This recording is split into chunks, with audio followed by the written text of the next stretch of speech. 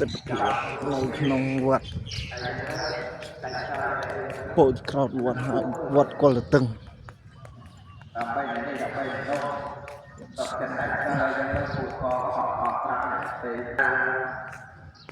សម្បត្តិលេបយកប្រយោជន៍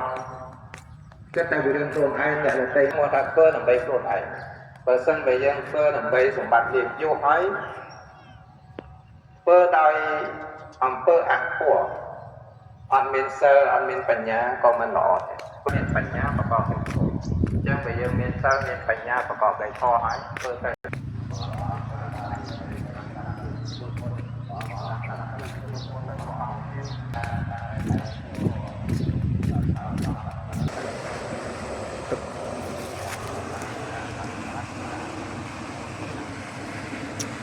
ទិដ្ឋភាព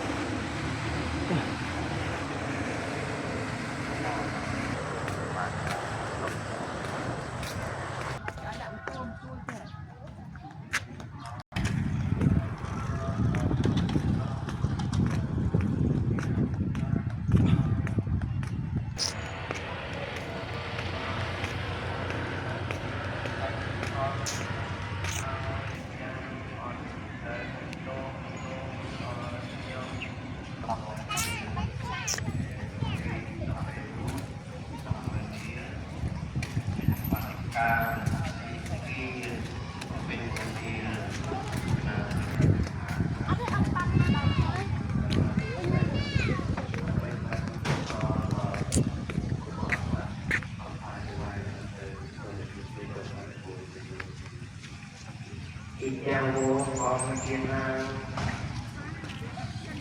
dengan kita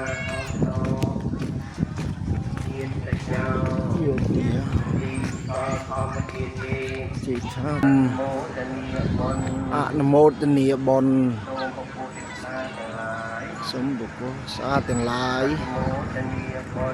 ạ nam mô tịnh niệm bồn